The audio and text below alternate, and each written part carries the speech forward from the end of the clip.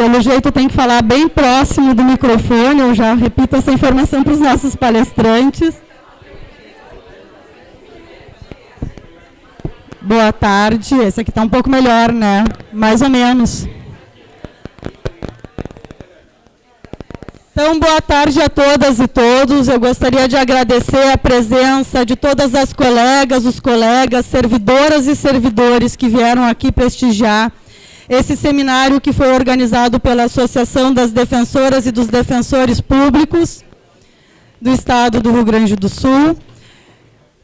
Previdência ou imprevidência. Eu vou esperar todo mundo se acomodar, então, para nós darmos início ao nosso seminário.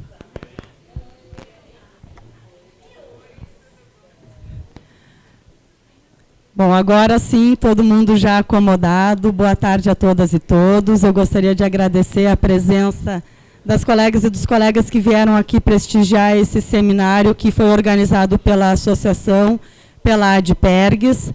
Nós estamos vivendo um momento de muita tensão, de preocupação com o futuro.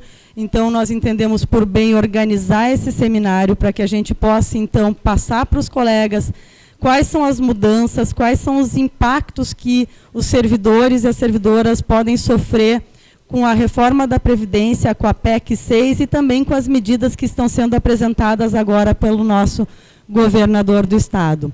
Nós precisamos estar cientes para que a gente possa, então, tomar as medidas, as decisões para aqueles que estão com prazo para aposentadoria, da mesma forma que também os colegas que ainda não têm o prazo para se aposentar têm que pensar no futuro em decisões que são muito importantes que precisam ser tomadas. Então, eu gostaria de agradecer a presença de todo mundo que veio prestigiar essa solenidade.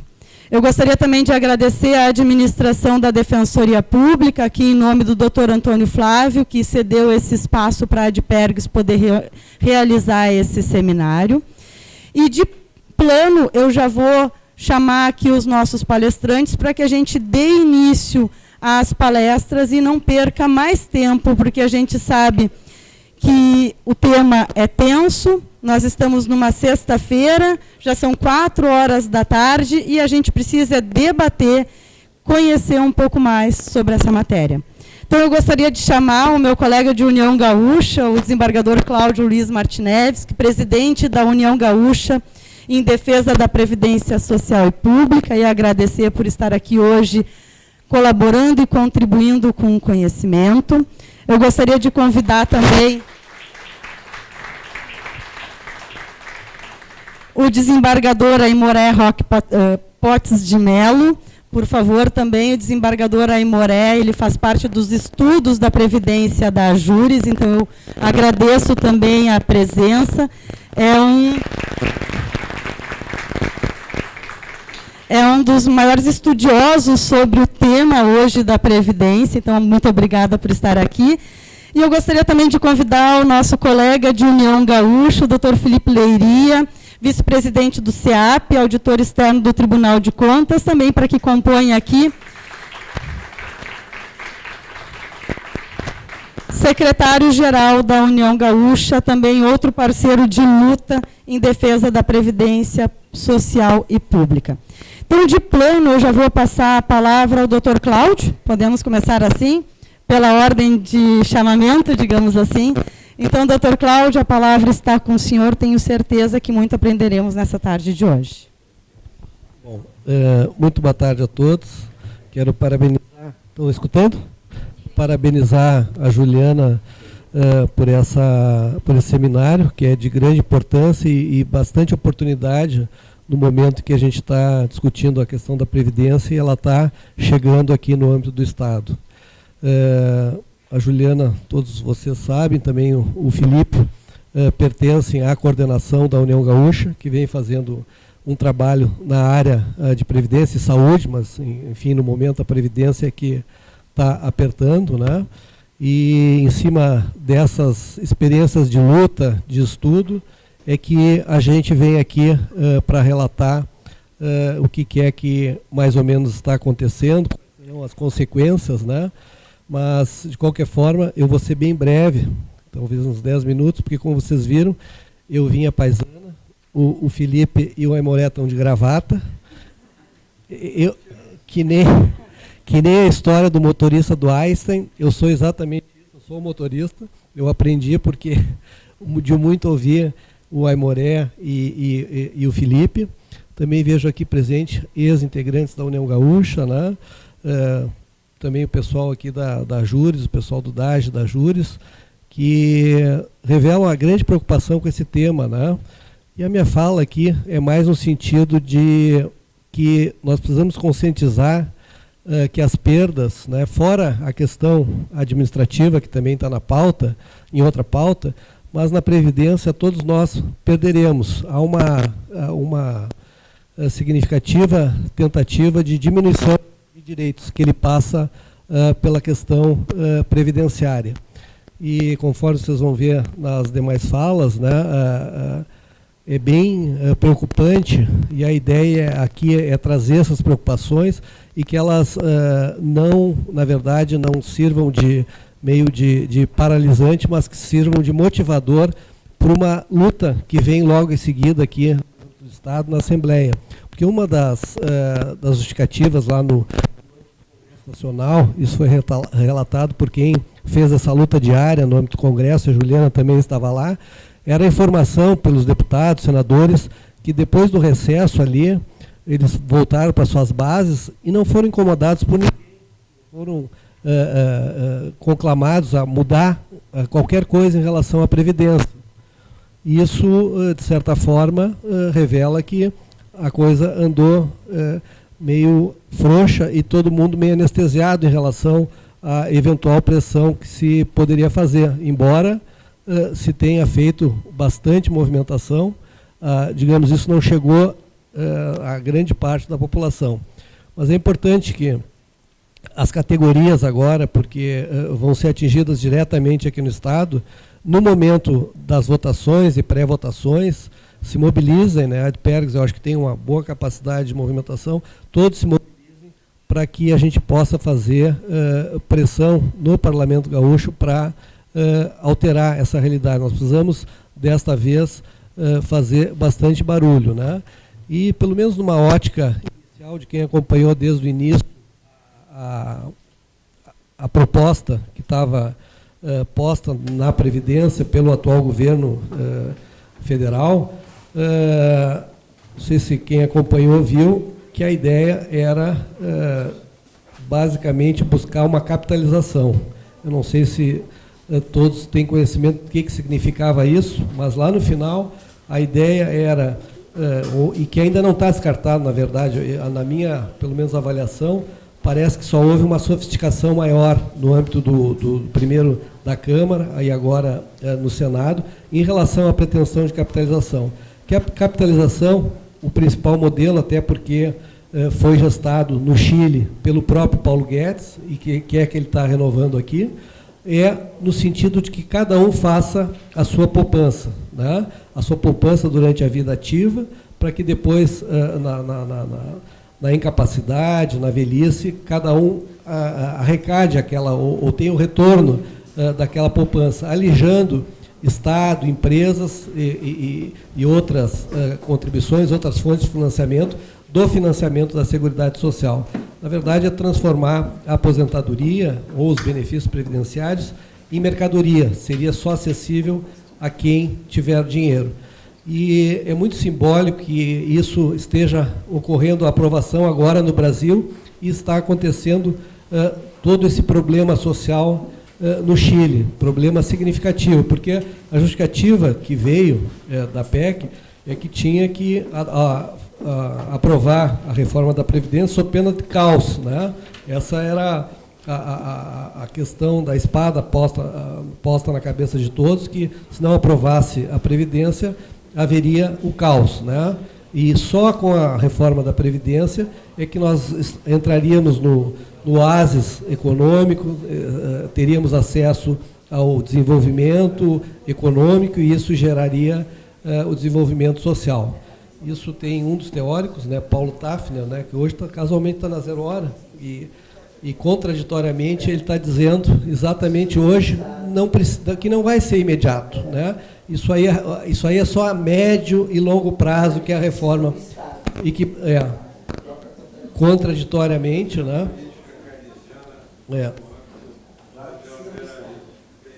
Exatamente. Bom, e esse aviso agora do Chile é muito interessante, porque, na verdade, é isso que está se pretendendo no Brasil, o mesmo modelo, e começou pela questão da Previdência, né?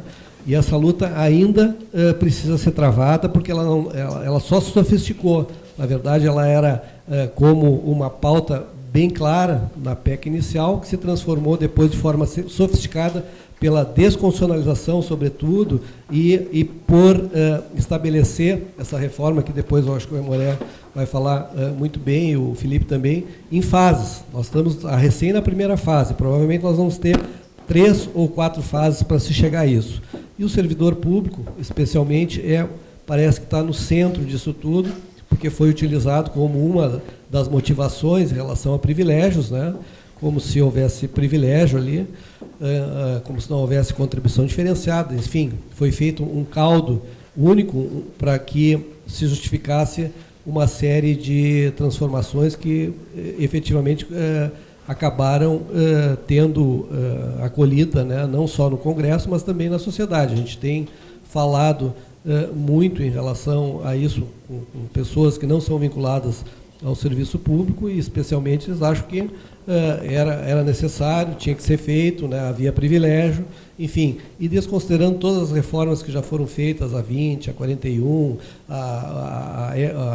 o regime de previdência privado, que já foi, tanto na União quanto aqui no Estado, aprovado, e que tem reflexos nesta reforma e na nossa questão previdenciária, né? E isso foi, na verdade, de certa forma, alijado do debate. O Eduardo Fagnani até escreveu um livro que ele considerou esta reforma, né, um debate desonesto, porque quem se lembra, desde o início, no início houve a vedação ao fornecimento de dados, né, em relação a tudo que embasava, sob o ponto de vista econômico, atuarial, populacional. Houve, de certa forma, uma vedação ao fornecimento desses dados, e uma das justificativas era que o mercado poderia afetar a questão de mercado, a divulgação dos dados. Enfim, estava-se fazendo uma reforma que iria envolver praticamente toda a população, reflexos de toda a ordem, mas estava sonegando a questão dos dados. E é isso que a União Gaúcha está trabalhando. E é isso que a União Gaúcha está trabalhando aqui no Estado, para que isso não aconteça aqui. A União Gaúcha está preparando um documento que, sobretudo, de responsabilidade aqui do Felipe, que talvez ele fale, né, mas com contribuição de outros parceiros, outros técnicos, especialmente do Tribunal de Contas, onde se evidencie que esses dados que estão sendo divulgados nas propostas, eu não sei se vocês já tiveram conhecimento, foram divulgadas alguns documentos pelo governador, né, e a sua equipe econômica, no sentido de justificar tanto a reforma administrativa quanto a reforma previdenciária. E na reforma previdenciária foram apresentados dados que, em tese, justificariam as modificações. Só que esses dados, da mesma forma como foi feito no âmbito da União, aqui no Estado, estão mascarando a realidade. Na verdade, estão inflando, supervalorizando, superestimando dados para que possam justificar a aprovação, como seja algo inevitável, como se não tivesse nada mais para fazer, quando existem N possibilidades em relação à questão da Previdência, né, que pode ser feito, e a própria reforma em si, que está em curso e que, de certa forma, já foi aprovada, vai ter reflexos bem significativos em relação à própria sustentabilidade, que não estão sendo considerados, né. E isso é importante, porque nós vamos provavelmente divulgar na segunda-feira esse documento. Espero que vocês acompanhem lá o site da União Gaúcha, o Facebook da União Gaúcha, as mídias sociais, acho que através da PERGS também, para que divulguem bastante. Nós precisamos fazer, lá no início que nós fizemos em relação à reforma, que foi tentar travar uma guerra da comunicação, nós precisamos começar a travar aqui, nós precisamos ganhar essa batalha para que a coisa não transite em julgado como se fosse algo inevitável. Não é inevitável, existem alternativas e que não são essas postas pelo governo, né? Então, é essa a minha mensagem inicial. Eu vou deixar, então, para quem falar, quem entende da reforma. Então, eu já passo a palavra. Obrigada, doutor Cláudio. Então, eu já passo de imediato também a palavra para o doutor Aimoré, para que ele traga os esclarecimentos que são necessários. Na minha ordem estava o Aimoré, seria pela ordem de chamamento, mas a gente inverte aqui, nós estamos falando com colegas, é uma conversa informal. Então, Felipe, passo de plano a palavra agora para ti. Bom, primeiramente, muito obrigado, Juliana, nossa colega, nossa vice-presidenta da União Gaúcha, que tanto nos honra com a presença dela lá. É muito importante ter a presença de uma mulher, com a visão de mulher, né? Não basta ser mulher, tem que ter visão mulher. Quero agradecer o convite, cumprimentar as senhoras e os senhores. E, claro, a gente tem que deixar sempre o craque do time para falar no final, porque eu sempre aprendo, cada palestra que eu vou com a Aimoré, eu aprendo uma coisa nova e copio, sem autorização, coisa deles, né, e boto nas minhas apresentações. Bom, eu queria fazer uma fala onde eu vou procurar sintetizar o que se discute em termos teóricos de previdência, né, o que se discute em termos de arquitetura da política previdenciária, né, entendendo assim o conjunto de normas e estruturas que estão nas políticas previdenciárias, e a análise política da política previdenciária, né?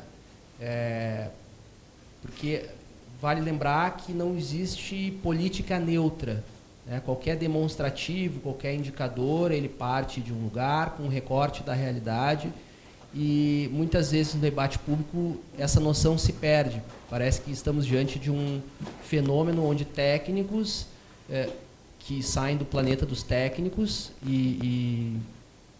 né, despejam na humanidade alguma coisa superior, alguma coisa que não fosse ao alcance de quem não está envolvido nesta área. E o que eu estou procurando trazer aqui é que, independente do grau de inserção que tenhamos nesta área, por trás de todo aquele conteúdo técnico, sempre há uma decisão, sempre há uma visão de sociedade, sempre há uma questão civilizatória, sempre há uma materialização de algum direito que vai viabilizar a democracia, cidadania, né? Então, tem uma dimensão política no sentido de avaliação, no sentido de análise, e guarda conexão com o ato jurídico, né? Eu vou tentar fazer essa transversalidade. Para isso, então, eu separei, assim, com uma certa ambição, eu tentei em 4 questões centrais definir o que nós vamos discutir, e já fazendo as conexões com a PEC 06 e a nossa realidade no plano estadual, tá? Bom, então, o que se discute em previdência mundialmente, a primeira questão é se previdência deve ser um assunto individual ou coletivo. O que está por trás dessa consideração? As arquiteturas das políticas previdenciárias no mundo não são homogêneas, elas são heterogêneas, elas respeitam razões econômicas, sociais, civilizatórias, e quando a gente fala que o que seria pensar uma previdência individual, a gente está falando que as decisões dos indivíduos seriam suficientes, né, dos indivíduos tomados isoladamente, seriam suficientes para garantir um poder de compra, uma riqueza, uma paridade após a vida laboral, né? As formulações que estão associadas a esta visão de mundo são as ideias de capitalização individual, que estava presente na PEC 06, ainda pode retornar, e nesta formatação de política, o contribuinte do sistema é o mesmo, e o beneficiário são a mesma pessoa, né? Não há um pacto entre a sociedade. De onde vem essa visão de que é possível fazer isso individualmente? A teoria mais associada a ela são duas. A teoria da renda permanente, que é do Milton Friedman, e a teoria do ciclo de vida, de um economista chamado Feldstein. A ideia básica, é bem intuitiva, é que todos nós, o ser humano, deseja manter o seu padrão de consumo ao longo da vida. E para a decisão do que vai levar ele a garantir este padrão, está a perspectiva futura. Portanto, se eu imagino que a minha renda ali no futuro irá diminuir, eu começo a poupar hoje para garantir esse padrão de consumo. A minha decisão presente sobre a minha renda considera o futuro. Essa teoria, na minha visão, ela responde a algumas questões muito limitadas para a questão da previdência, né? Ela vale para raciocínios individuais, mas outras formulações que consideram, portanto, fazem uma crítica à visão individualista e que vão trazer a previdência como algo coletivo, algo que precisa ser compartilhado socialmente, né? E as ideias de pacto de solidariedade, pacto federativo, enfim, ganham expressão nessa visão. É a ideia de que, então, contrapor essa visão. Ou seja, existem escolhas individuais na nossa vida que, por mais acertadas que sejam, independente de quão acertadas sejam, elas não são suficientes para atacar problemas que todos temos na nossa vida, né? Então, por exemplo, a gente pode pensar uma política monetária como uma taxa de juros, onde vai afetar os rendimentos de qualquer um individualmente ou os salários de cada um individualmente muito mais do que, numa proporção muito maior do que uma decisão individual. A gente pode pensar em eventos que ocorrem ao longo de uma vida, como, por exemplo, um familiar que fica adoentado e a família precisa canalizar os seus recursos para suprir os gastos de saúde. Ou seja, a visão coletiva de previdência, ela traz a ideia de que individualmente não se resolve este problema.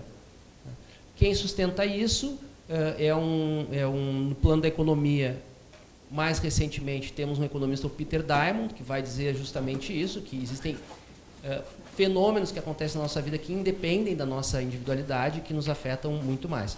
Bom, aí entram as formulações de regimes de repartição simples, que é o nosso regime, né? A ideia de que o contribuinte e o beneficiário não são as mesmas pessoas. O contribuinte, ele ingressa com recurso para custear benefícios de aposentados e pensionistas, né? Esse é o pacto de solidariedade, porque a ideia é que todos consigamos envelhecer, né?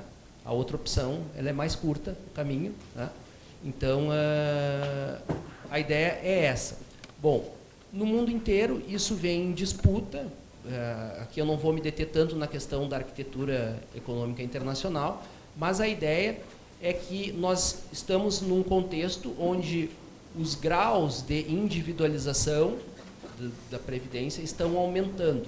E elas têm um sentido dentro de uma lógica de um capitalismo financeiro, onde nós temos um setor da sociedade que é um setor rentista, os bancos batem recordes aí em meio a crises, isso tudo que a gente acompanha no debate público. O importante aqui é guardar que é heterogêneo e que esta PEC, a PEC 06, ela traz pela primeira vez desde a Constituição de 88 a ideia muito clara de uma individualização, né, com a capitalização, e ela não se resigna em não ter conseguido agora, né? O ministro Paulo Guedes está tentando ainda implementar por outras partes, né? Além disso, ela traz uma ideia de desconstitucionalização da matéria previdenciária. Portanto, tudo aquilo que exigia um quórum qualificado, que era muito mais sólido no sentido de ser transformado, passa a ser suavizado, se remete regras de aposentação para legislação infraconstitucional, regras de cálculo de benefício também para a regra infraconstitucional. Então, isso significa que há uma abertura para aumentar os graus de individualização das soluções individuais, portanto, há um espaço para algum grau de capitalização, né? E mais ainda, ainda pegando a teoria do Friedman de que a renda futura é o que mais determina o nosso comportamento. O que a gente tem que olhar numa regra previdenciária, no final das contas, da perspectiva de quem vai se aposentar. O que mais orienta a decisão de se aposentar, do ponto de vista econômico, não aquelas questões individuais, é o valor do benefício. Porque o valor do benefício que vai me dizer se eu vou precisar continuar trabalhando para ter o mesmo padrão de vida que eu tenho, né, ou se eu posso parar e curtir a minha aposentadoria. Né. Justamente o processo de desconstitucionalização está trazendo o cálculo do valor do benefício para um instituto legal de mais fácil alteração, que são leis ordinárias. Né. Então, isso prognosticamente nos indica que daqui para frente as transformações previdenciárias serão muito mais velozes, contínuas e com mais facilidade em termos de quórum legislativo para serem alteradas. Isso a PEC está trazendo. Bom, a outra questão é quais as implicações em considerar o caráter endógeno ou transversal ao orçamento previdenciário na perspectiva da política previdenciária. A gente precisa lembrar que previdência é uma variável dependente de outras. Ou seja, o que eu estou querendo dizer com isso? Não é possível pensar todas as soluções da previdência dentro do sistema, do conjunto de regras, dentro do sistema de orçamento previdenciário. Existem decisões que vão afetar muito mais esse sistema e que estão fora dele. Como, por exemplo, o nosso modelo de desenvolvimento econômico.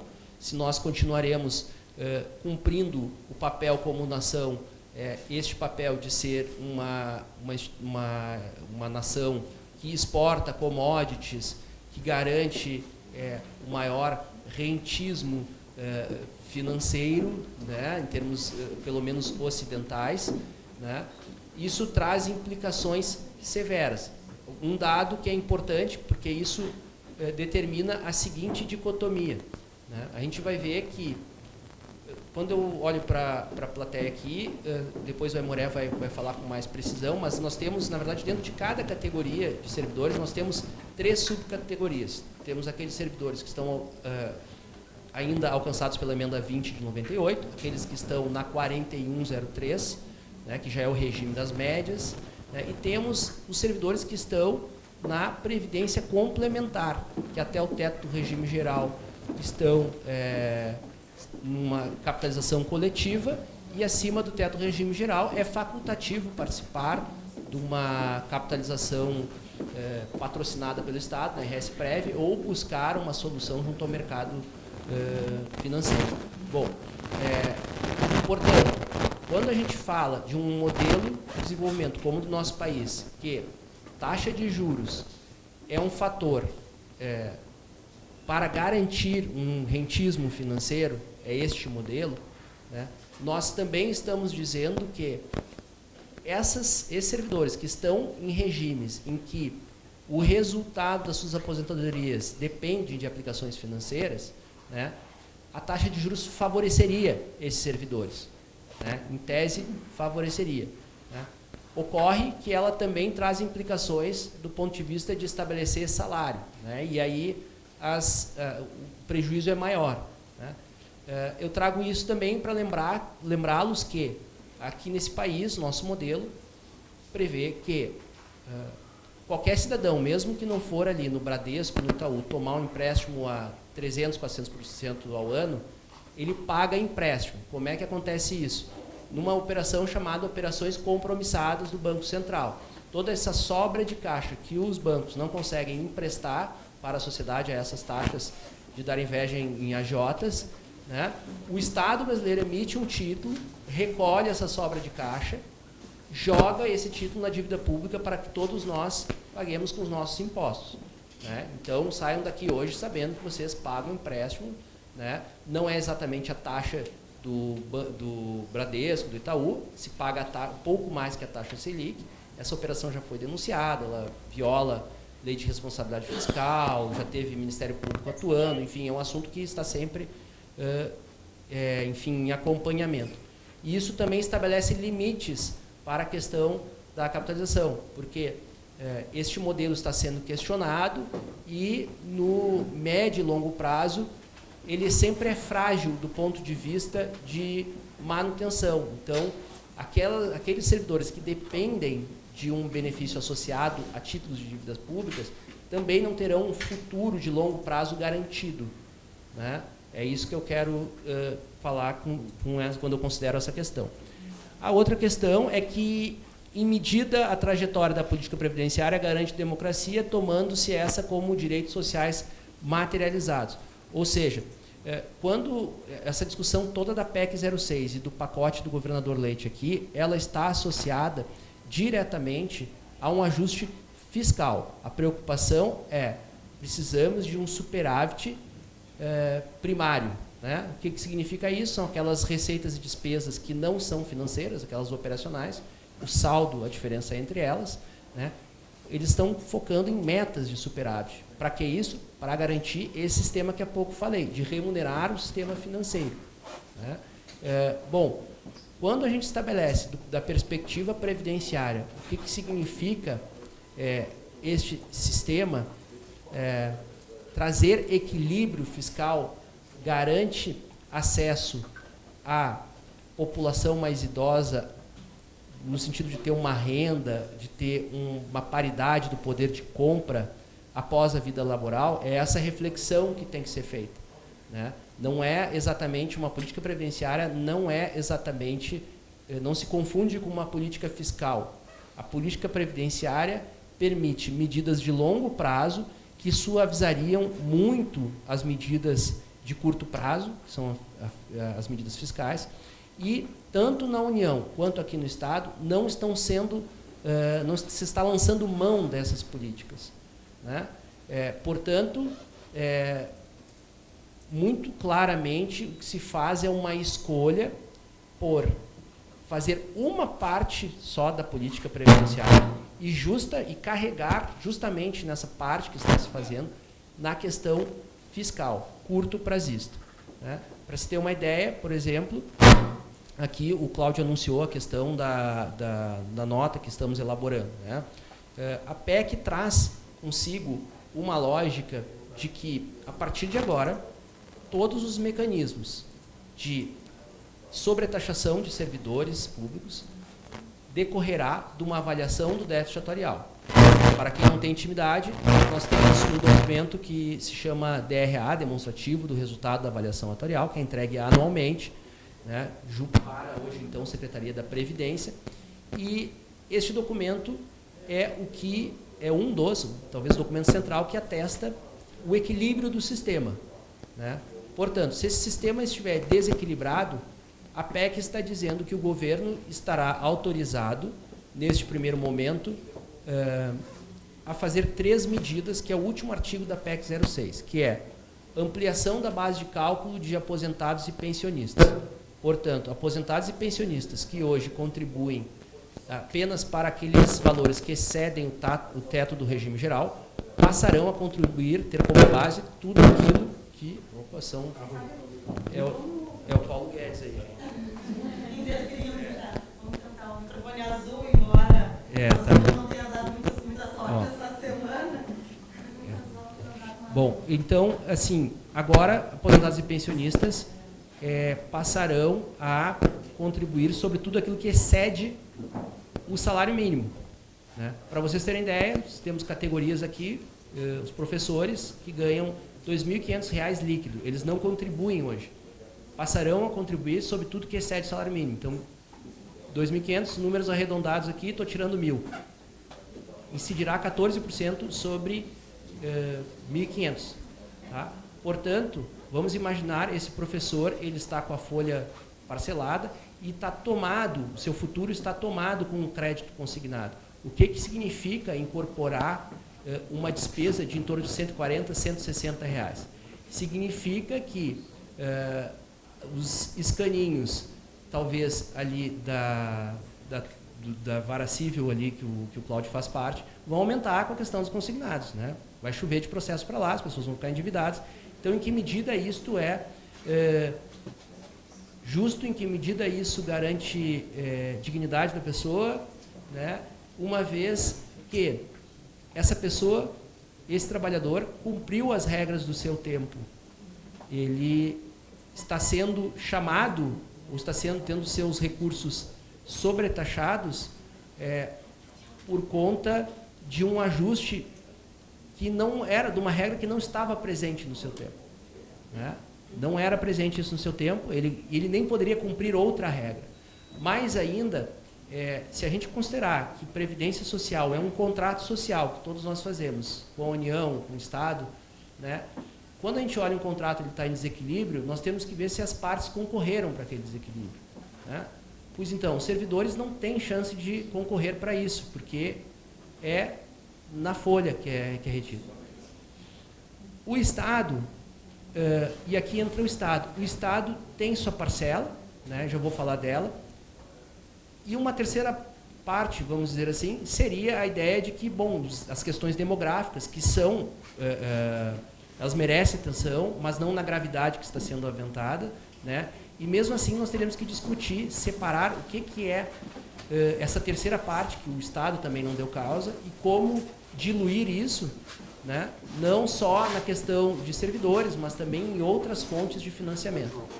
Quanto ao Estado, o seu papel de desequilíbrio, aqui eu já vou dar um pequeno spoiler da nota, né, que nós estamos elaborando para segunda-feira, é que o Estado ele nunca depositou completamente a patronal.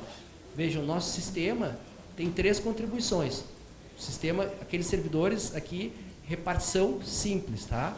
Aqueles que entraram aqui no Estado até 2011. Tá? Nós temos as nossas contribuições e a patronal não é repassada por completo, né? E se joga essa ausência de repasse na patronal dentro do déficit. Então, se está chamando o déficit, né? Está ampliando o déficit, e aí nós temos um risco, essa ampliação do déficit, qual é o risco dela? É que justamente é este déficit que vai justificar a sobretaxação. Percebem o risco? Então, se manipula uma informação, né? Se tem uma prática de contabilização completamente equivocada que recai sobre a gente. Isso sempre foi feito assim, não é uma novidade deste governo, sempre foi feito assim, só que enquanto déficit não era fator para sobretaxar servidor, tudo tranquilo, porque o governo dizia o seguinte: por que eu vou entrar com a minha patronal se lá no final das contas, quando eu pago o benefício, eu estou garantindo? Ok, se é este o argumento, não pode depois, ali na frente, utilizar o déficit para sobretaxar novamente. E é isso que nós estamos trazendo, né? Todos os cálculos do déficit que estão no pacote do governador Leite ignoram uma mudança da legislação. Aqui estou falando da portaria 464 de 2018 e da portaria 17 de 2019, uma do Ministério da Previdência, outra da Secretaria da Previdência, que estabelece que a fórmula de projetar este déficit deve considerar aspectos, né, não vou entrar nos pormenores aqui, mas assim, deve considerar novos parâmetros, entre eles a taxa de juros,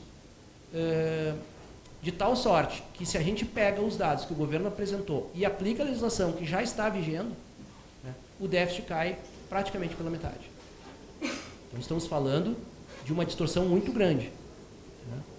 Bom, para além disso, como eu falei, Previdência, daí eu já vou entrando no meu segundo tópico, né, qual a relevância da coletivização das decisões no fazer Previdência? Veja, Previdência não é necessariamente uma atividade positivista, onde a gente identifica um problema, antevê os passos e consegue resolvê-los, né, antecipadamente, e essa experiência não traz novos elementos que devem ser reconsiderados. Né? Não é assim. Muitos tentam pensar que é assim. Né?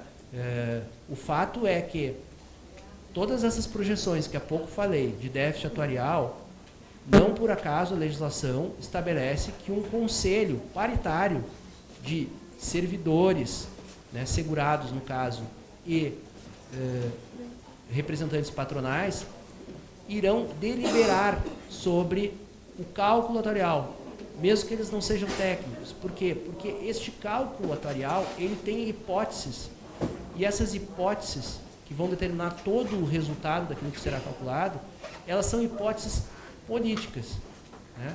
Como, por exemplo, né, o último parecer, o último relatório que teve, nós fizemos um parecer, o colega Rafael Pinheiro Machado, que é daqui, né, esteve presente também, o doutor Tiago também, que tem assento no Conselho do IPPREV, e por unanimidade foi ressalvado que aquele cálculo não se prestava para atestar a posição atuarial, né?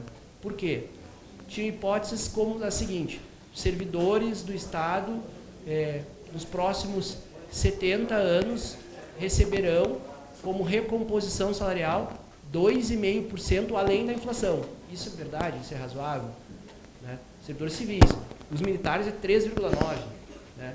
Servidores terão reposição de 1 para 1 para cada servidor que se aposentar ou vir a falecer. Isso é a realidade? Se a gente olha para o boletim de pessoal da Secretaria da Fazenda, isso nunca aconteceu nos últimos 10 anos. Então, essas hipóteses não eram submetidas a uma apreciação desse conselho, não se estabelecia um diálogo nesse sentido. Agora, o pacote do leite sequer foi para esse conselho, que é a esfera onde existe paridade para discutir, e é onde se discute questões técnicas como essas projeções, não passou por lá, né? E esse exame é justamente o que vai definir o montante de déficit que será considerado para nos sobretaxar. Quero lembrar que nesse documento que eu falei, o DRA, esse déficit ele é traduzido em alíquotagem. Então, por exemplo, o déficit do RPPS capitalização coletiva. Ele diz o seguinte: hoje a contribuição é 1 para 1. O servidor contribui para 14% e o ente público com 14%. Portanto, fecha 28%. Diferente da repartição simples, onde é 1 para 2. Né? Mas esse sistema, na projeção, está dizendo o seguinte: olha, com 26,62%, tu mantém o sistema equilibrado. Essa diferença de 28 para 26,62%, ela não é relevante, tá? Pode estar aí num desvio de média, não tem problema. Mas, se tivéssemos, por exemplo, um apontamento ali dizendo, olha, para equilibrar o sistema, dado este déficit, teremos que ter uma alicotagem agora não mais de 26%, de 40%. Então, estou chamando a atenção que tudo aquilo que se aponta em déficit se traduz em alicotagem e é de fácil verificação o que deve se sobretaxar para cima de servidores. Tá? Por isso, a coletivização das decisões é importante. Né? Cada decisão das hipóteses que estarão presentes ali na discussão do déficit atuarial, né, ela vai envolver um risco. Toda decisão envolve um risco. Se nós vamos considerar um cenário onde se projeta maior rentabilidade, a gente está jogando um maior risco para a gente ter que fazer contribuição sobre a taxação. Se a gente está jogando uma maior sobretaxação, a gente está... Tem variáveis que são equilíbrios que devem ser buscados consensualmente. Né? E isso não faz parte ainda da nossa cultura previdenciária, isso está sendo construído. O que nós temos hoje é esta cultura onde se separam as pessoas que vão pensar a previdência e aquelas que vão receber, ser destinatárias dessa política previdenciária. Isso também é uma visão de processo civilizatório. Né? Se a gente compõe uma decisão coletiva, dialogada, ou se a gente segrega. Né? E a PEC 06 não é diferente, ela separa a população entre aqueles grandes pensadores que vão dar a grande solução e sem chamar os setores da sociedade que serão afetados por aquelas soluções. Tá? Bom, para me encaminhar para o final, eu só queria mostrar algo que depois a gente pode aprofundar ali aqui com a Aimoré, que é só para a gente visualizar um pouquinho, né? Essa apresentação é longa, mas é só para mostrar, assim, eu não tenho aqui a... Ah, tem. Ah, legal. Então tá. É o seguinte, só para visualizar. Então nós temos servidores. Isso aqui é Previdência Geral, Previdência do RPPS, tá? Então, a Emenda Constitucional 03 de 93 estabeleceu um único pilarzão, né? Aqui, esse PIG é repartição simples, tá? Isso aqui é notação internacional, é pay as you go, né?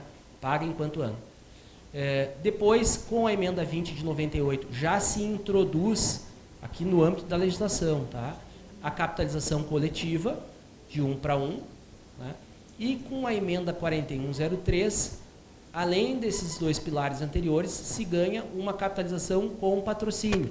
Ela é diferente da capitalização que a gente vai no banco fazer, porque aqui o Estado acompanha o servidor quando ele decide se aposentar. Tá?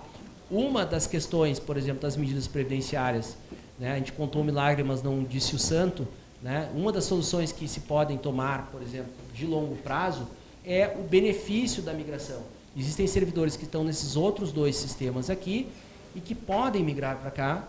Né? Isso não envolve desembolso de curto prazo, é como se tirasse uma foto da aposentadoria do servidor quando ele está na metade do caminho. Está na metade do caminho para se aposentar, então é 50%. Fazendo aqui de forma bem grosseira. Tá? Então 50% congela, isso aqui vai ficar um benefício especial para ti, e daqui para frente tu capitaliza e lá na frente tu te aposenta com aquilo que tu capitalizou mais esse benefício que foi atualizado. Tá? Isso a União fez no âmbito da FUNPRESP, aqui no Estado, o Estado não fez. Tem uma ADI do Ministério Público exigindo que faça. Né? Outras medidas que não estão aqui, por exemplo, a ressegregação de massa, que é a ideia de aquele corte que colocou pessoas no regime capitalizado vir um pouquinho para trás, né, de formas a usar um pouco daquele recurso que está lá, que em seguida, com a aprovação da PEC 06, vai sobrar recurso no capitalizado. Ou seja, tudo que as pessoas contribuíram vai sobrar um saldo. Nós teremos que fazer algo com isso lá. Nós podemos fazer uma ressegregação de massa, né, ou seja, porque vai dar para pagar os benefícios daquelas pessoas e vai sobrar dinheiro. Isso só pode ser usado na Previdência. O que se faz geralmente nesses casos é ressegregação de massa, é compra de vidas, que é a ideia de pegar esse excedente, que não vai ser utilizado para lá, e trazer vidas desses regimes anteriores para dentro daquele sistema. Né? E, bom, enfim. E o que o Guedes propunha era isso aqui, um pilarzão único, né, de capitalização. Aqui, quando eu falo capitalização, aqui é contribuição definida. Vejam, é importante essa distinção. Uma coisa é benefício definido, que é o fato de a gente sabe o nosso salário de aposentadoria. A gente pega as regras, calcula e sabe que aquele será o nosso salário. Na contribuição definida, nós não sabemos. Nós sabemos que nós vamos contribuir ao longo da vida para um fundo e quando nos aposentarmos, aquele fundo terá que dar conta para a nossa sobrevida, a idade da nossa aposentadoria até a nossa expectativa de morte. Né? No Chile isso foi feito. Para se ter uma ideia, a taxa de reposição, que era a comparação entre o primeiro benefício de aposentadoria e o último na vida ativa, a taxa média foi 30%, as pessoas dormiram um dia com salário, acordaram no outro dia com 70% a menos. Por isso que é fácil de entender o que está acontecendo nas ruas, no Chile. E isso foi a média lá, porque a mediana foi 15%. Ou seja, até 50% mais um dos chilenos civis, porque os militares têm repartição simples lá, né, eles acordaram com 85% de salários a menos. Isso deve por diversas questões, dentre elas é que esses recursos param em fundos internacionais e com a crise de 2008, por exemplo, os trabalhadores chilenos perderam 60% de tudo que tinham contribuído de 82 até 2008. Então é jogar as nossas vidas na loteria e retirar a responsabilidade do Estado de garantir um poder de compra no período onde as pessoas estão no período de vida mais vulnerável delas, né, porque não tem mais a vitalidade das idades mais jovens para poder trabalhar, não tem mais tempo ao seu favor, né? Portanto, é uma crueldade. A segunda questão, daí eu vou trazendo aqui já para o final, depois a Maria vai entrar, até porque isso apareceu aqui um pouco antes da palestra, que é a questão das regras de transição. Tá? Então, essas aqui são as 3 fases, o Maria vai aprofundar, as 3 fases da desconstitucionalização, né, perdão, das regras de transição, né, que estão relacionadas com a desconstitucionalização, porque remetem a normas infraconstitucionais. E o que eu queria sintetizar aqui, para não ocupar mais tempo, é que ela separa a seguinte lógica. Idade mínima vai ser uma coisa estabelecida em emenda constitucional, em sede constitucional, regra de aposentação, sede de lei complementar e regra de cálculo de benefício, lei ordinária.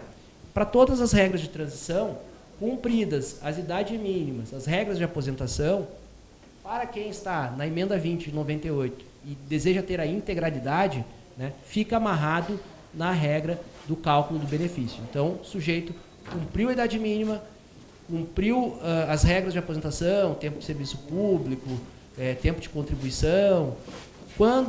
Agora vamos calcular o seu benefício. Bom, para se aposentar com esta idade, da regra de transição, que é inferior à idade mínima, você tem que fazer opção pela 4103 e para o regime das médias. E aí o seu benefício cai. Ah, mas eu quero a integralidade. Bom, então fique até a idade mínima. Portanto, é o que se diz, não é uma regra de transição, é uma regra de transposição. As pessoas serão recortadas num sistema e coladas no outro. Não vai ter uma regra assim, inclusiva, né, nesse sentido. Tá? Isso também é uma novidade dessa PEC em relação às regras de transição anteriores. Tá? Eu vou depois deixar essa apresentação aqui, fica à vontade. Né? Eu acho que era isso. Né? Agradeço pela atenção de vocês, pela paciência e muito obrigado.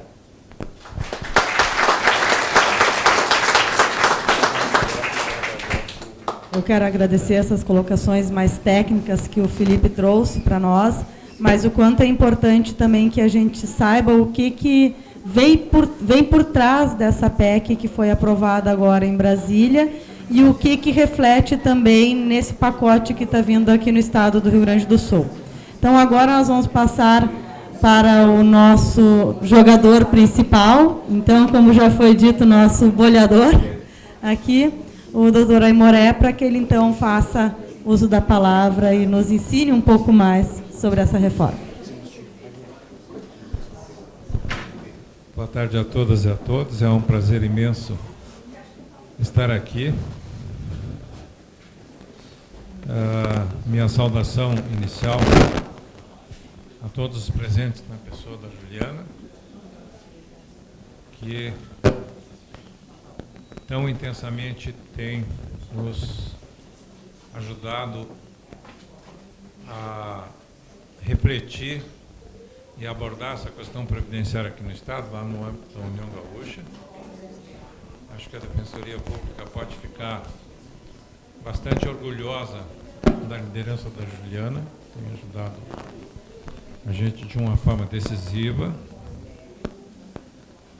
Saudação ao Cláudio e ao Felipe. Eu, Sancho Pança deles o tempo todo, com muito prazer. E eu queria fazer uma saudação muito afetiva a todo o público aqui presente, na pessoa do Henrique, da Graciane, amigos antigos, guerreiros antigos, que também tem contribuído para as nossas reflexões nessa área.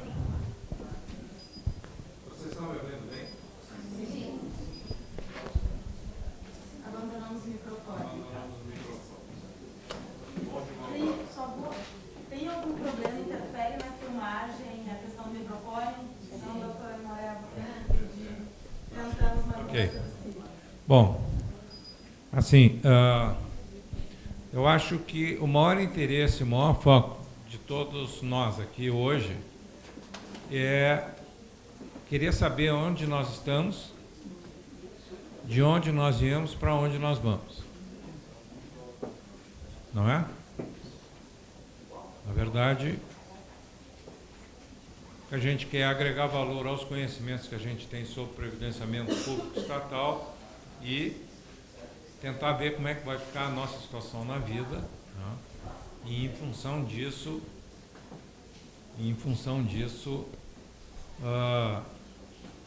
tomar um posicionamento individual e um posicionamento, tanto quanto possível, um posicionamento orgânico que possa contribuir, é, para pelo menos retardar o máximo possível os efeitos deletérios de uma reforma que vem para desconstituir um direito social brasileiro, no campo do previdenciamento, seja do trabalhador da iniciativa privada, seja do trabalhador da iniciativa pública. Então, a realidade é essa.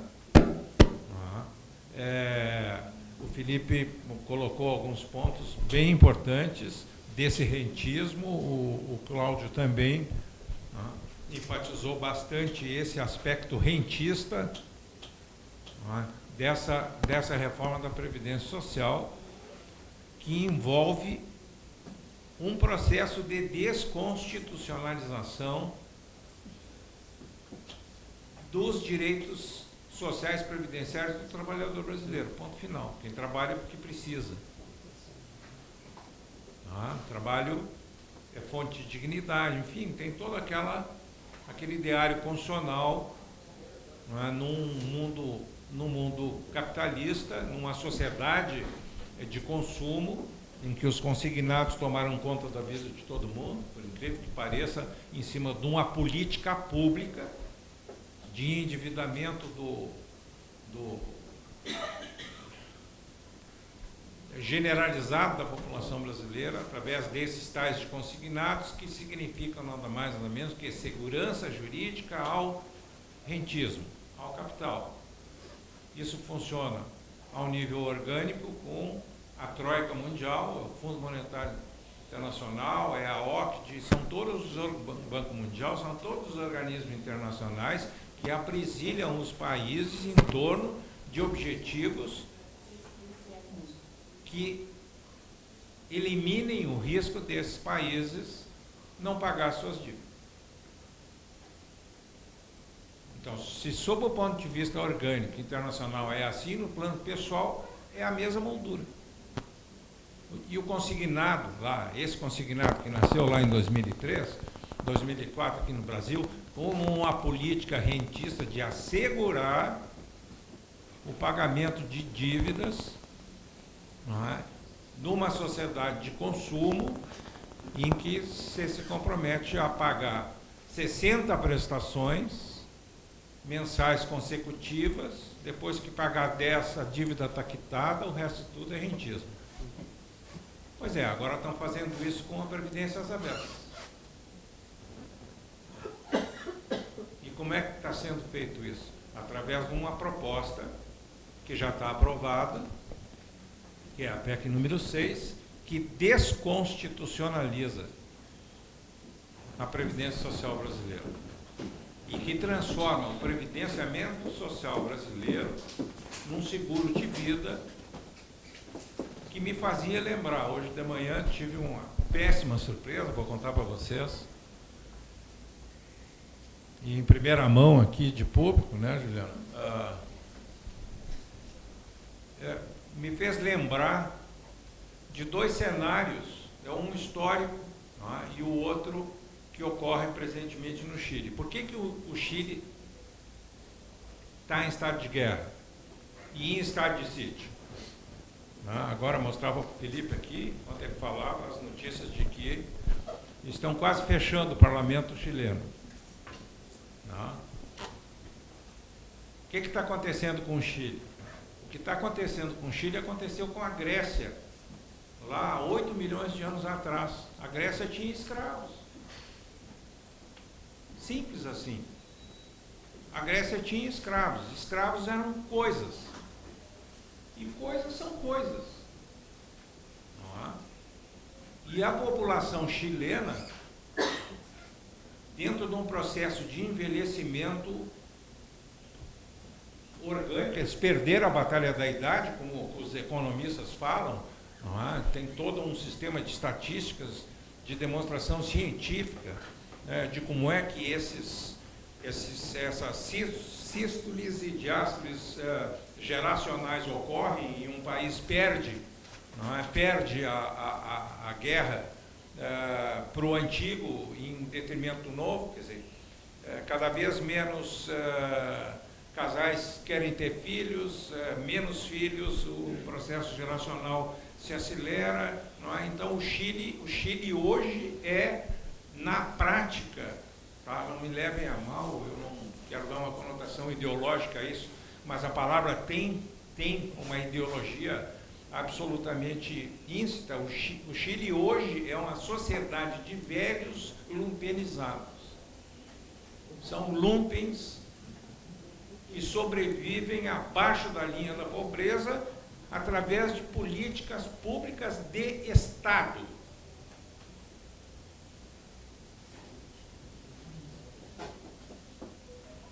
É isso que nós estamos vivendo. É isso que a União Gaúcha vem denunciando no âmbito do Estado, no âmbito nacional, não é? É esse o processo que, particularmente, as carreiras típicas do Estado, essenciais e indelegáveis, eu lembro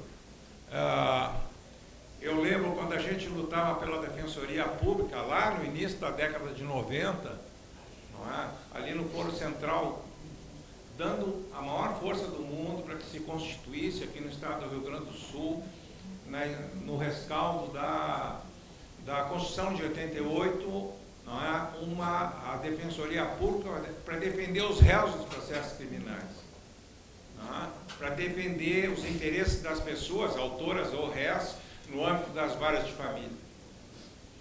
E coisas desse gênero. Eu lembro disso. Não é? Foi uma batalha que a gente teve que subir escadas de dificuldade. Hoje a Defensoria Pública é esse órgão pujante aqui, não é? No Estado. O que seria da jurisdição criminal se não tivesse a Defensoria Pública no Estado do Rio Grande do Sul? Não é? O que seria da jurisdição criminal se não tivesse Defensoria Pública no país? Não é? Pois é, isso está acabando. Isso está acabando sob o ponto de vista de uma estrutura orgânica com o objetivo de fazer a tutela de direitos e interesses sociais de pessoas desassistidas. Então, a Defensoria Pública vai se agigantar. Por quê? Porque o processo social, através do previdenciamento brasileiro, é de lumpenização. Gravem bem isso e me cobrem. É um processo de lumpenização. Não é? E cada vez mais, não é, num movimento censitário econômico-financeiro, pelo salário, para quem tiver a felicidade de conseguir salário, tá? Pelo trabalho, e outro aspecto censitário, e pelas atividades eventuais que envolvem trabalho e não necessariamente envolvem retribuição econômica e financeira. Tá? Daqui a pouco vai ter gente trabalhando por escambo. Né? Nós vamos voltar à fase do escambo, não é? Porque é um processo de precarização. É um processo deliberado de precarização. Aí eu volto a me lembrar, então, de toda aquela teoria que a gente estudava na história da Grécia com o processo de emancipação dos escravos. Dos patrícios, dos escravos, esse tipo de coisa. Tá? É esse o processo que nós estamos vivendo hoje, tá? Naquilo que define o futuro. Se me caçam o futuro, eu estou preso no presente. E no presente eu me torno um predador. Justamente porque eu não tenho futuro. Então é esse o processo que nós estamos vivendo. E é um processo que a iniciativa privada vai viver isso com os seus trabalhadores e o Estado também vai viver isso com os seus trabalhadores, que somos nós. As carreiras típicas, essenciais, indelegáveis, não é?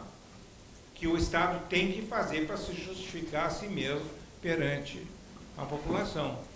Então, esse é um processo de lumpenização, ok? É uma página virada. Essa reforma que será promulgada aqui nos próximos dias, ela vira a página, não é, de um Brasil que vai deixar de existir no máximo em 15 a 20 anos. Porque as gerações que estão entrando no mercado de trabalho, seja ele formal, seja ele informal, tá? Que estão entrando no mercado de trabalho, se eles olharem para o retrovisor, se fosse permitido olhar pelo retrovisor hoje, não é? Eles certamente nos acusariam de ser mais ricos do que nós nunca fomos. E essa acusação já é uma acusação absolutamente recorrente para esse estamento do serviço público que faz a tutela dos direitos sociais no plano orgânico. É a própria justificativa do Estado. Então, esse é o processo que nós estamos vivendo com com a PEC número 6, e com a PEC paralela, que logo em seguida vem aí. Eu vou rapidamente fazer um pequeno apanhado do previdenciamento social brasileiro. O Felipe já colocou algumas coisas, o Cláudio também já colocou algumas coisas, mas eu gostaria assim que vocês se situassem no que eu vou falar. Tá? Vocês pudessem dizer assim, olha, eu estou nessa situação, eu não estou nessa situação, eu vou para aquela situação, não é? Porque eu acho que esse é o objetivo, né, Juliana, de todo mundo ter vindo aqui hoje. Essas dúvidas e inseguranças que a gente tem. Não é? E depois no pinga-fogo, né? Vai ter pinga-fogo? Vai. Depois no pinga-fogo, então, realmente, no que for possível, a gente responder, né, essas perguntas de natureza subjetiva, a gente deixa as coisas mais claras. Então eu vou tentar arrumar a casinha, não vou nem me aprofundar muito em algumas coisas, porque é uma montanha de normas aí, né? Então, o que eu vou colocar assim? Né? Hoje nós, o Cláudio já falou isso, o Felipe repetiu, e eu vou enfatizar. Hoje, o serviço público estatutário brasileiro está dividido em 3 grandes contingentes. Ok? O primeiro contingente, o maior deles, é o contingente vinculado à emenda constitucional número 20. Eu estou simbolizando na emenda constitucional número 20 aquilo que começou a ser construído no campo do previdenciamento brasileiro lá na Constituição de 1946, que criou um plano de benefícios, né, de aposentadorias e pensões para os servidores públicos, lato sensu, naquela época, e passou a retribuí-los através dos mecanismos da integralidade com paridade. Então, eram as aposentadorias integrais e paritárias, ou proporcionais ou paritárias. Era a grande regra do jogo para, né, as carreiras de Estado, vamos dizer assim. Ok?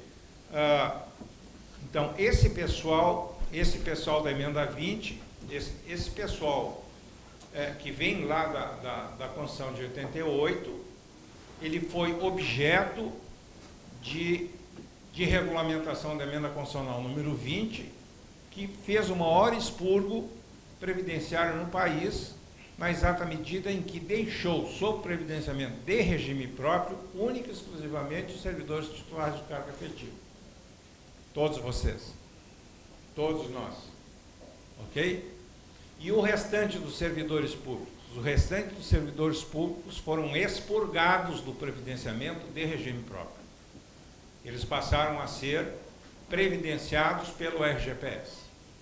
Não é? É claro, houve lutas, houve debates, a coisa acabou no Supremo e o Supremo Tribunal Federal disse, olha, não tem mais jogo. Não é? Quem não for servidor titular de cargo efetivo, não é, está previdenciado por RGPS, ponto final.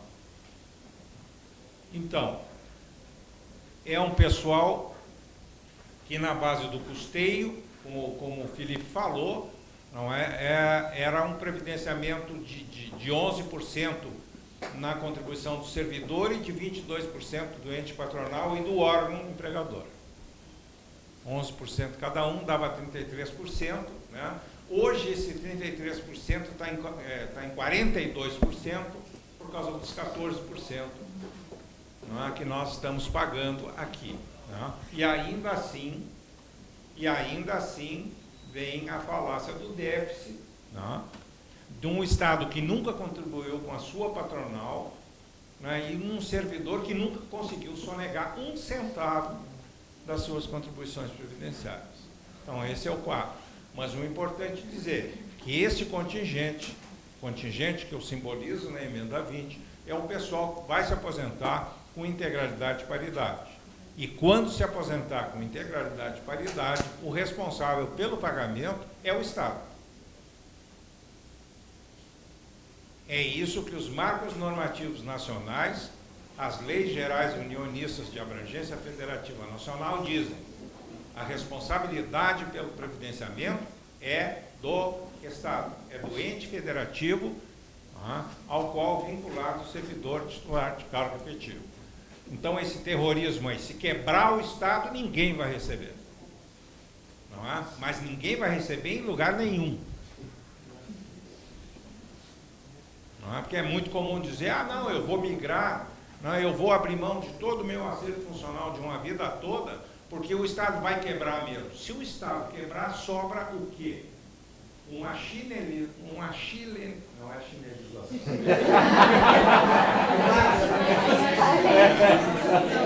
Nós combina. É uma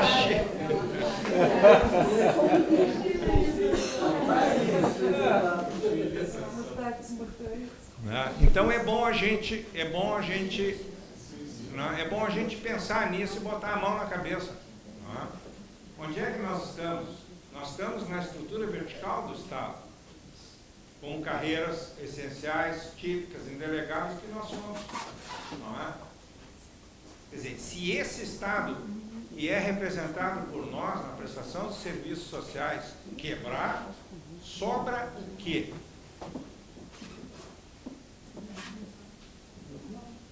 Sobra a revolução. O Estado democrático tem direito, ou ele vale, ou nós temos uma revolução que destitui o Estado democrático de direito do seu locus de regência numa nação. Então as coisas são assim. Claro que a gente fica preocupado, claro que o pessoal do Poder Executivo aqui no estado do Rio Grande do Sul está recebendo parcelado, claro que isso tem um custo imenso na vida do indivíduo, na vida da instituição e na vida do estado do Rio Grande do Sul. Ok? Mas são processos de dificuldade, não é? que não nos permite chegar à conclusão de que nós vamos optar soluções nihilistas e que o Estado vai implodir e da noite para o dia vão inventar uma nova roda. Bom, a nova roda que está sendo inventada no âmbito da Previdência é a PEC número 6. E no rescaldo dela é essa PEC paralela, PEC 133. O segundo grande contingente é o contingente da emenda 41.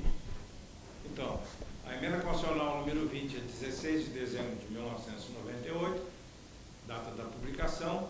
A emenda constitucional número 41 é de 31 de dezembro de 2003. Então, a partir de 1º de janeiro de 2004 para frente, quem não tivesse um vínculo de continuidade como titular de cargo efetivo e entrasse pela primeira vez no serviço público estatutário, mediante concurso naturalmente, passava a ser vinculado previdenciariamente à emenda constitucional número 41, que entronizou como retributividade do seu plano de benefícios com um custeio de 1 por 1, não mais 2 por 1, com um custeio de 1 por 1, o regime pleno da média aritmética simples. A Lei 10.887, que é o diploma de regência unionista de abrangência federativa nacional, ele fala em média aritmética simples. Eu chamo de regime pleno da média aritmética simples, porque se a emenda 41 extinguiu a paridade e a integralidade para esses novos servidores a partir de 1º de janeiro de 2004, esses servidores estatutários podem chegar à aposentadoria com 100% da sua última, do seu último vencimento ou subsídio, por cálculo, que é exatamente a média aritmética simples, 80% das maiores contribuições mensais corrigidas mês a mês a partir de 1994, depois faz a média aritmética simples, vai dar a quantidade do primeiro provento. Então, se o conceito de integralidade foi perdido, do seu ponto de vista qualitativo, ele continua valendo para o pessoal do regime pleno da média, do seu ponto de vista quantitativo, porque há a possibilidade de se aposentar com o valor da última contribuição, não por conceito, por cálculo. Ok? E aí os reajustes são reajustes de acordo com a periodicidade do RGPS. que tem sido anual por decisão política, não por regra jurídica, né? Mas é anual. Então é aquele cotejo, né? Eu passo a ter paridade de 8 em 8 anos e o pessoal do regime pleno da média passa a ter reajustes anuais, né, na sua aposentação e no seu pensionamento. Né? Se nós fizermos o cotejo de perdas durante essas épocas comparativas com a paridade, não é? Haverá perdas sem a menor sombra de dúvida, não é? Mas o certo é que a roda gira, não é? E faz esses reajustes para o pessoal do regime pleno da média. E o terceiro grande contingente aqui no estado do Rio Grande do Sul passou a valer a partir de 19 de agosto de 2016, quando a Lei Complementar 14.750 entrou em vigor, na verdade entrou em vigor não, entrou em vigência de eficácia, não é? E instituiu o regime multipilar. O que é o regime multipilar? Na emenda 20 o regime era monolítico, o Felipe mostrou ali nos diagramas dele, né? Como se fosse uma figura geométrica monolítica, né? Em que tudo é integralmente público estatal. A emenda 41 manteve, né, essa estrutura monolítica em que tudo, sob o ponto de vista previdenciário, né, é integralmente público estatal. E com a Lei Complementar 14.750, né, esse monopólio integralmente público estatal foi quebrado. Por que foi quebrado? Porque ele continua integralmente público estatal em termos de regime próprio até o teto do RGPS. E a partir do teto do RGPS, que é obrigatório, é um RPPS obrigatório, que opera retributivamente até o teto do RGPS, que hoje está em 5.830 e poucos reais, né? 5.800, vamos, né? Então, acima disso, para quem ganha mais, o Felipe falou do pessoal do magistério, né? O pessoal do magistério até pode querer se filiar, né, à Previdência Complementar, que vai operar sob balizas, né? Sob balizas privadas, né? Não públicas nem estatais. Né? Embora o seu custeio seja um custeio de 1 por 1, está com seus dias contados, porque quando instituírem a capitalização nacional, né, o primeiro a ser atingido por isso aí vai ser a Previdência Complementar, só o servidor vai contribuir, não é? E essa contribuição dele é que vai ao mercado financeiro, não é? E depois vai retribuir como se fosse um seguro de vida, que na verdade é uma métrica, não é? E uma lógica de seguro de vida e não de benefício previdenciário. Então, o sujeito vai viver com essa previdência complementar privada. Tá? Então, são esses três grandes contingentes que nós temos hoje aqui no estado do Rio Grande do Sul, no Brasil, no estado do Rio Grande do Sul, e esses três grandes contingentes serão afetados pela PEC número 6. Não é? E depois serão novamente afetados, se for aprovado, pela PEC paralela, né? Que é a PEC 133. Então, assim, eu fixei, basicamente, o pessoal desse regime multipilar, tá? Ou seja, não integralmente público estatal. Tá? Esse pessoal aí é um pessoal que vai se aposentar com proventos no máximo de 5.800. Não sei se a Defensoria Pública tem turmas, eu até acho que tem. Inclusive, depois de trazer todo o quarto concurso e o quinto concurso já estão entrando nesse regime. Já estão. Pois é, esse pessoal vai se aposentar, né, enquanto estiver nativo, recebe o que todo mundo recebe, de acordo com as instâncias, né, as entrâncias e as instâncias, mas vai se aposentar com o teto do RGPS.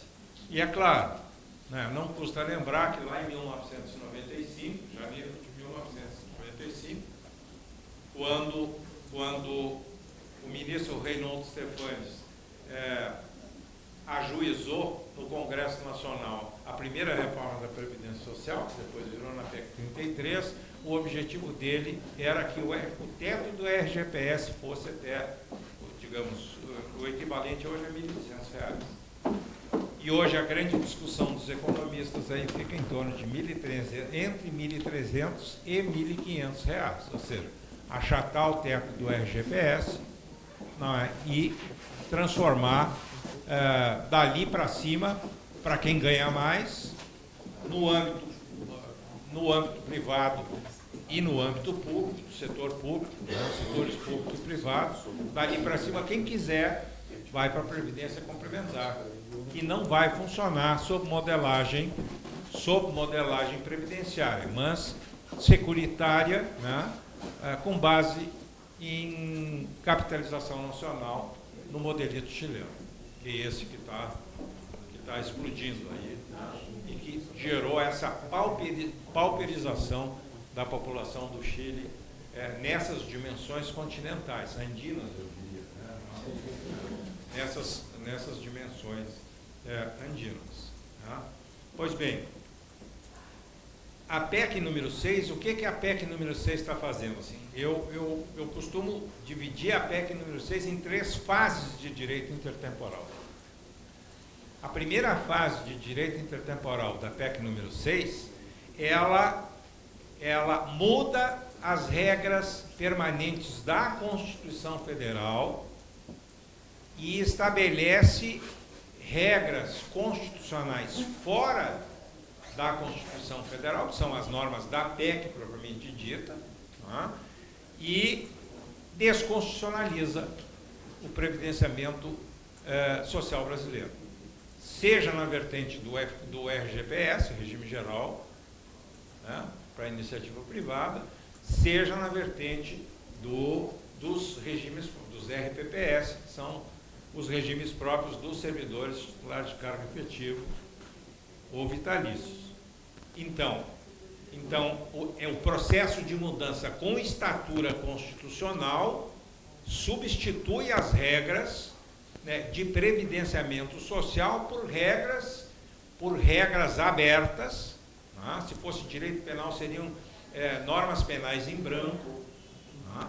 Seriam, na melhor vertente portuguesa, seriam conceitos indeterminados, normas e regras fincadas em conceitos indeterminados que serão regulamentados pela legislação infraconstitucional.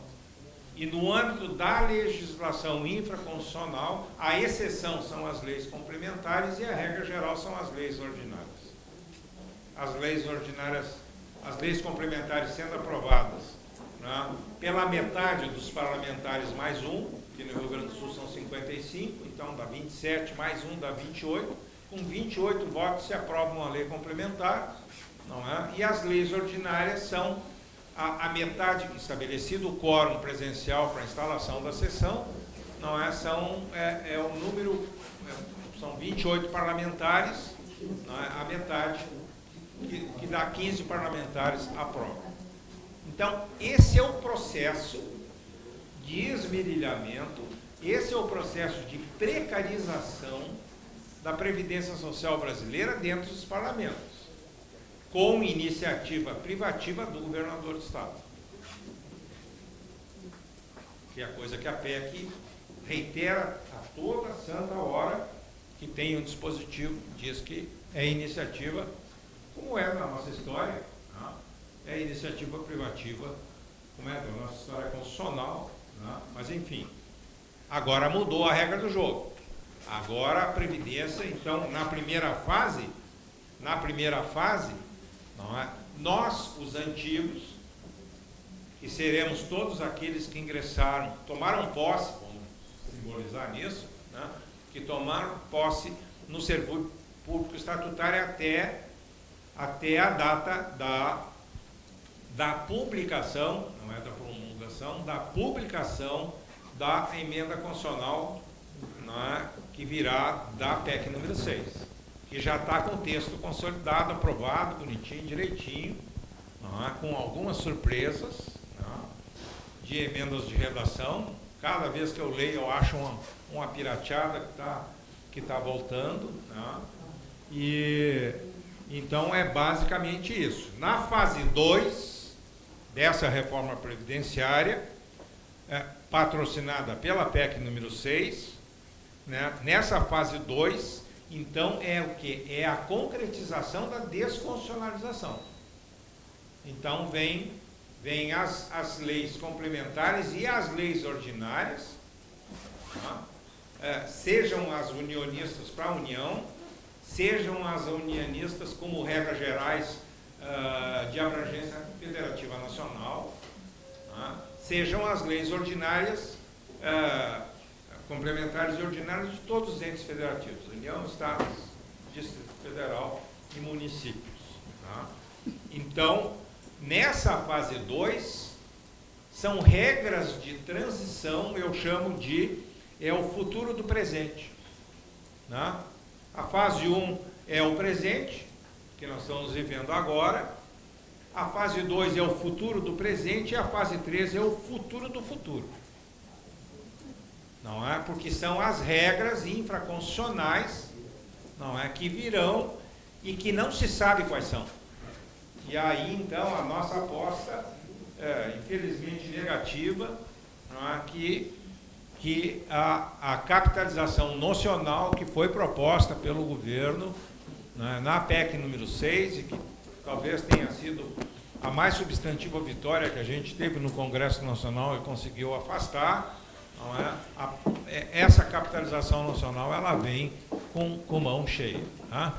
Então, o que é a tal de capitalização nacional? O servidor é só ele que contribui para o previdenciamento securitário dele. Tá? E é claro, tá? O Estado não fará gestão desse custeio, tá? Através da contribuição do servidor. Né? Quem fará a gestão disso, com as alhas de sempre, é o sistema financeiro. Então, essa é a lógica. Né? Na terceira fase, hoje nós não conseguimos dizer o que será. Porque as normas abertas, estabelecidas, não é? Tanto para a fase 1 como para a fase 2, elas permitem que, por exemplo, se chegue à conclusão de que a idade mínima para a mulher vai ser 80 anos e para o homem 95. Ponto final, acabou. É vontade política do parlamento. Não, é claro, eu estou pegando pesado no exemplo, né? Mas eu estou exemplificando que o pudor definitivamente não faz parte desse cenário. Tudo pode acontecer. Exatamente. Não é? Então, quando eu digo para vocês assim, eu não estou querendo fazer terrorismo, claro que não é? Até porque aqui todo mundo adulto, tá? Enfim, está aqui porque quer, sabe o que quer, estando aqui, então seria quase que uma falta de respeito tentar fazer a cabeça de alguém aqui, tá? Não, absoluta falta de respeito, né? Então, mas a gente tem que se dar conta, não é, de que o cenário para o qual nós vamos viver a partir da publicação dessa PEC que foi aprovada em segundo turno no Senado, nós somos página virada. É bem isso. É uma página virada. A República viverá uma nova fase. Nós, enquanto estamento público, estatal, vamos para a página virada. Claro que a gente vai continuar ganhando por vencimentos ou por subsídios, o Estado vai continuar funcionando, mas sob o ponto de vista de uma estrutura de direitos sociais, é página virada.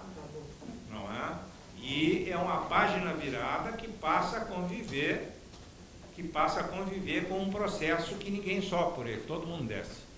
Por isso é que eu exemplifiquei com essas 3 fases geracionais que estão representadas aqui nesse auditório. Nós temos aqui gente da ativa, gente aposentada, gente pensionada, e do serviço público estatutário dentro dos 3 contingentes: pessoal da emenda 20, pessoal da emenda 41 e pessoal do previdenciamento multipilar, do previdenciamento complementar, né? Então, saímos de um porto de integralidade e paridade para um porto de regime da média aritmética simples, que com a PEC número 6 se transforma em 100%, não dá para tirar mais o 20% das contribuições mais baixas, não é, para melhorar o cálculo, não é? Então, aquele tempo lá, né, de Uber de bicicleta, contribuindo sobre um salário mínimo previdenciário para o RGPS, aquele tempo ali vai ser contado.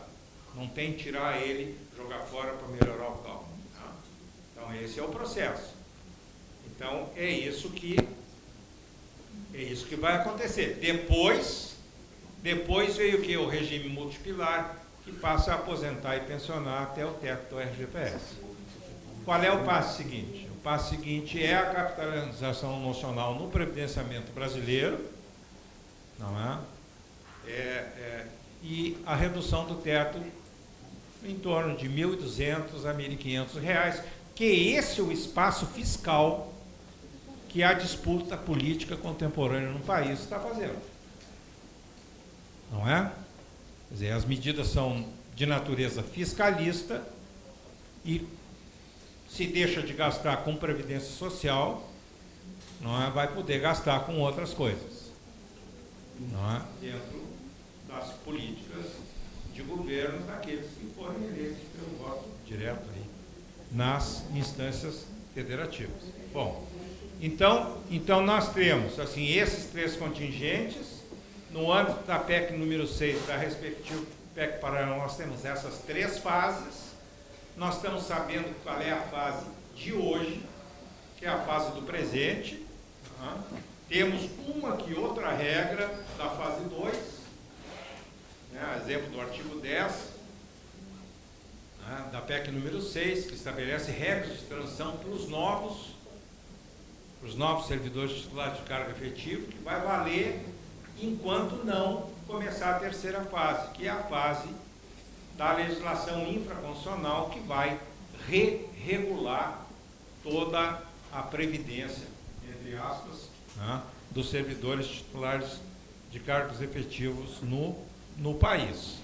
Bom, só que nós temos um detalhe: a PEC número 6 não está sozinha, não é? E no Senado Federal nasceu a PEC paralela. O que é a PEC paralela? A PEC paralela é a representação legítima de uma cisânia no teto da República Brasileira dentro do Congresso Nacional.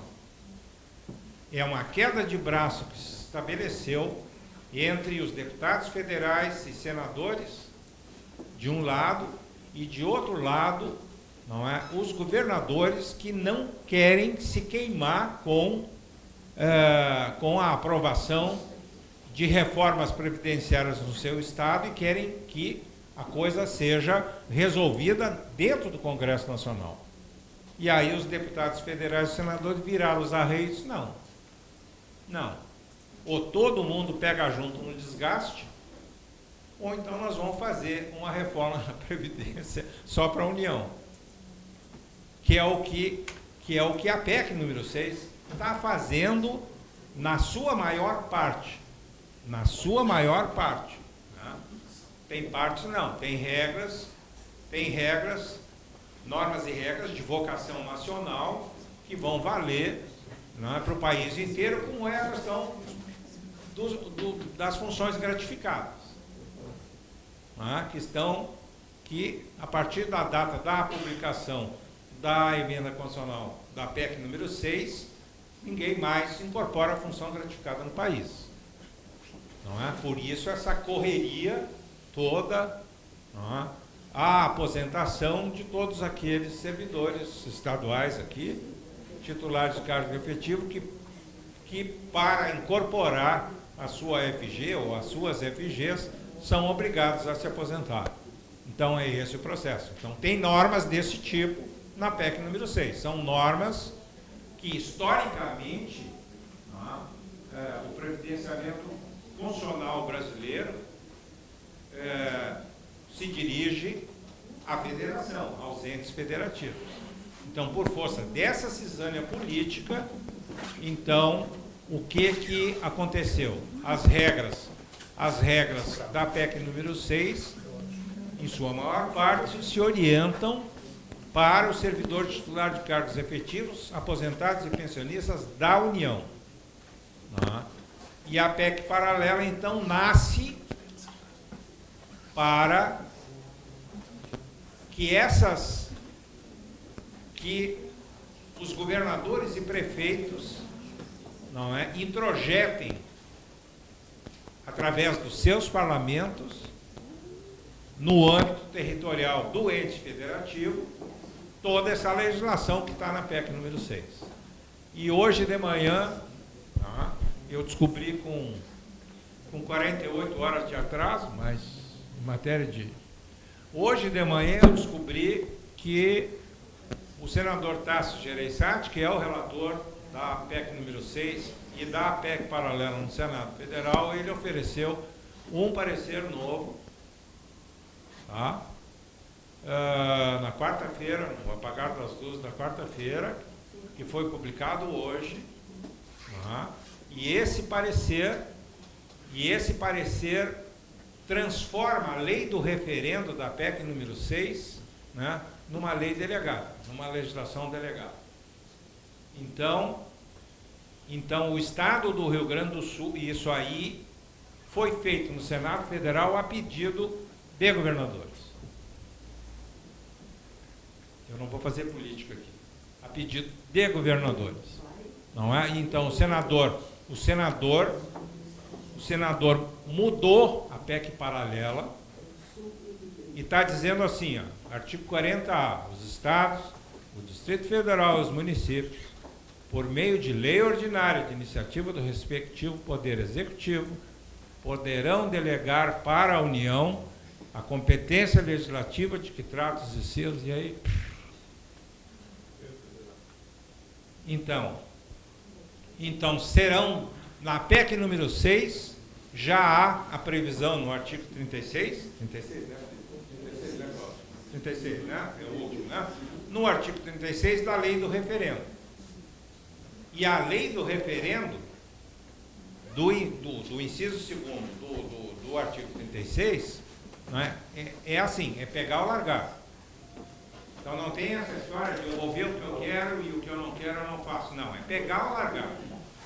Não é? E a lei da delegação é pegar ou largar. Não tem meio termo. Não é? Não tem meio termo. O que isso significa de concreto, do seu ponto de vista de processo legislativo aqui no estado do Rio Grande do Sul? O que significa? 15 votos. Né? O negócio vai ser decidido com 15 votos. Não? É mais ou menos. Sabia que haja a maioria que derrube os 15. Pois é. Né? Mas então, assim, o que vai acontecer nessa história? Eu até meio que me perdi. Onde é que eu estava? Estava nós vamos ter uma lei do referendo para referendar todas aquelas estruturas que não estão contempladas na lei delegada. Henrique, hoje de manhã conversávamos pelo telefone, né? Eu te disse que eu ainda preciso aprofundar isso, Cláudio. Né? Eu ainda preciso aprofundar isso, mas eu já posso afirmar com certeza que haverá, então, leis de duas naturezas. Uma é uma lei de referendo, que será necessária para aquelas matérias que serão objeto da lei delegada.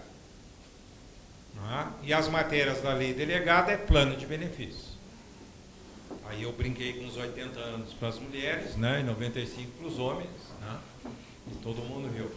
Né, mas enfim, então será basicamente isso. O que isso significa?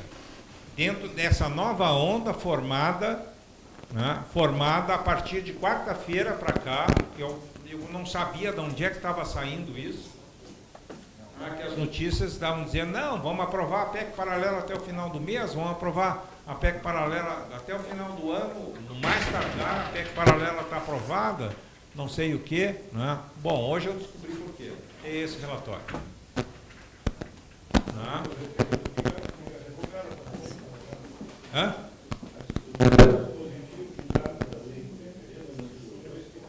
Fica revogado. Fica revogado em parte. Porque. Não, porque os mecanismos aqui, o 40A, esse novo 40A oferecido, ele é muito comprido, não dá para ler. Vocês vão por mesmo.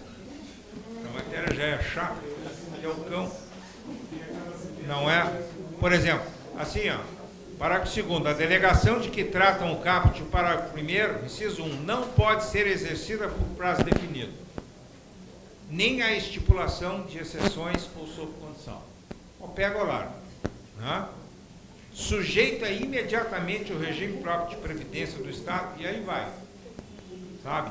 E é claro, lá pelas tantas tem uma regra que diz assim, não, mas os estados e os municípios que quiserem rescindir o contrato feito com a lei delegada, eles podem fazê-lo, mediante condições. E aí, então, entra num labirinto normativo, não é? Absolutamente gigantesco. Nós não estamos brincando de casinha. Isso aqui é a Constituição da República Federativa do Brasil e como é que vai funcionar, não é, a federação.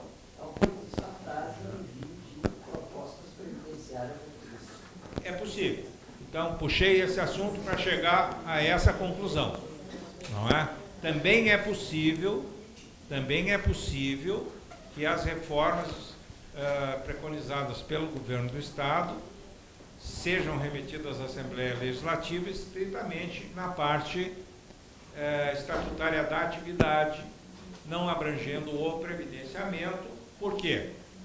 Porque se essa lei delegada for aprovada, né, pura e simplesmente, não é, o Rio Grande do Sul fica num céu de brigadeiro, não é, sem desgaste, céu cor-de-rosa, porque a Assembleia aprovou, a Assembleia Legislativa, por proposta privativa do governador, aprovou por 15 votos a lei delegada que a União vai fazer um serviço sujo.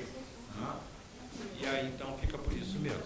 Então, esse é o mecanismo geopolítico de estatura constitucional que nós temos desenhado hoje. Eu realmente gostaria de poder falar para vocês sobre as grandes características disso aí, não é? Sob o ponto de vista pessoal, mas eu acho que vai ficar para pinga-fogo. Né?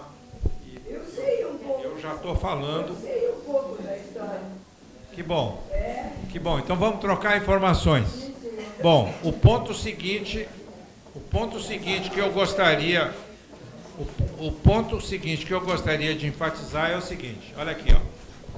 A emenda constitucional número 20, no seu artigo 3º, pela primeira vez na República Brasileira, no Estado Democrático de Direito brasileiro, entronizou os direitos adquiridos previdenciários consolidados.